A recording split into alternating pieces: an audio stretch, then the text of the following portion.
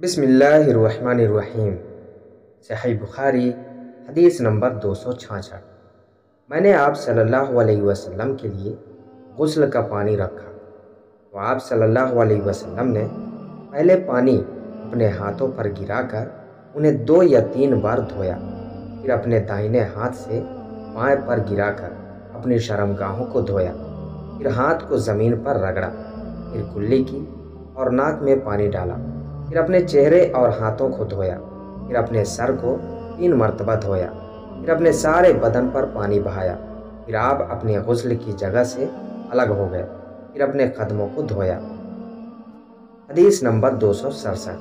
میں نے عائشہ رضی اللہ تعالی عنہ کے سامنے اس مسئلے کا ذکر کیا تو آپ نے فرمایا، اللہ عبد الرحمن پر رحم فرمائے، میں نے تو رسول اللہ صلی اللہ علیہ وسلم کو خوشبو لگائی، پھر آپ اپنی تمام ازواج مطہرات کے پاس تشریف لے گئے اور صبح کو احرام اس حالت میں باندھا کہ خوشبو سے بدن مہک رہا تھا۔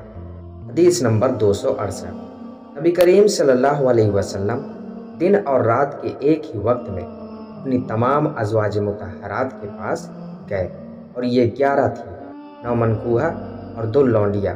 راوی نے کہا، میں نے انس سے پوچھا کہ حضور صلی اللہ علیہ وسلم اس کی طاقت رکھتے تھے تو آپ نے فرمایا کہ ہم آپس میں کہا کرتے تھے کہ آپ کو 30 مردوں کے برابر طاقت دی گئی ہے، اور سعید نے کہا قتادہ کے واسطے سے کہ ہم کہتے تھے کہ انس نے ان سے 9 ازواج کا ذکر کیا ہے۔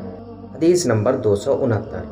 مجھے مزید بکثرت آتی تھی کیونکہ میرے گھر میں نبی کریم صلی اللہ علیہ وسلم کی صاحبزادی فاطمۃ الزہرا رضی اللہ تعالی عنہا تھیں، اس لیے میں نے ایک شخص مقداد بن اسود اپنے شاگرد سے کہا کہ وہ آپ صلی اللہ علیہ وسلم سے اس کے متعلق مسئلہ معلوم کریں۔ انہوں نے پوچھا تو آپ صلی اللہ علیہ وسلم نے فرمایا کہ وضو کر اور شرمگاہ کو دھو، یہی کافی ہے۔ حدیث نمبر 270۔ میں اسے گوارا نہیں کر سکتا کہ میں احرام باندھوں اور خوشبو میرے جسم سے مہک رہی ہو۔ عائشہ رضی اللہ تعالی عنہ نے فرمایا، میں نے خود نبی کریم صلی اللہ علیہ وسلم کو خوشبو لگائی، پھر آپ اپنی تمام ازواج کے پاس گئے اور اس کے بعد احرام باندھا۔